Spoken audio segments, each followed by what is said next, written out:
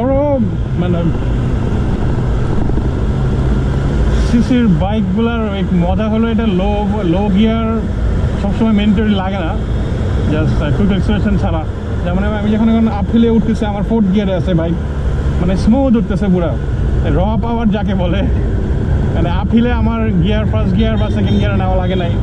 মানে high CC powerful বাইকগুলোর এই একটা মজা যে ঘন ঘন আমার ডাউনশিফট করা লাগবে না ফর এক্সেলারেশন আর আপহিল।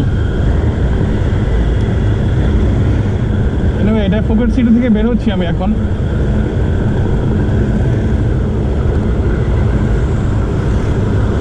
ডাউনহিলের একটা পাওয়ারফুল মজা হলো আপনার ইঞ্জিন ব্রেকে চালানো। আমার কিন্তু এখন 4th গিয়ারে আছে, আমি জাস্ট ক্লাস ছেড়ে দিছি। বাইক কিন্তু আমার অটো অনেকটাই কি বলবো ব্রেকিংয়ের কাজ চলতেছে। জাস্ট গিয়ার চেঞ্জের সময় ক্লাচ ধরাটাই আই থিঙ্ক ওয়াইজ ডিসিশন।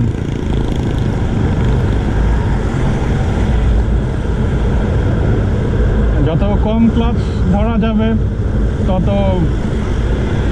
ভালো ক্লাচ প্লেট অ্যান্ড ক্লাচের ওয়্যার অ্যান্ড ইঞ্জিন পারফরমেন্স থাকবে।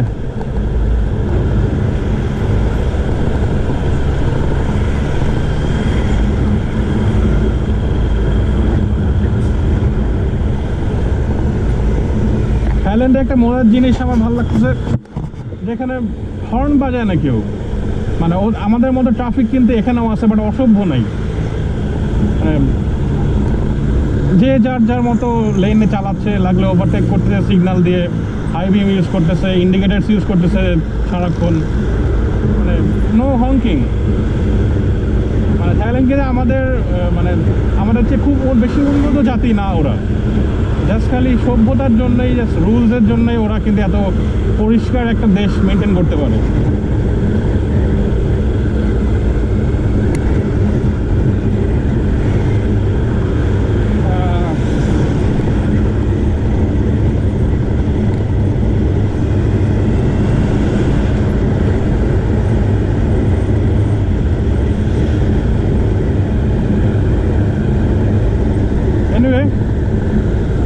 ভিডিও ক্লোজ করি, পরে আবার দেখা হবে।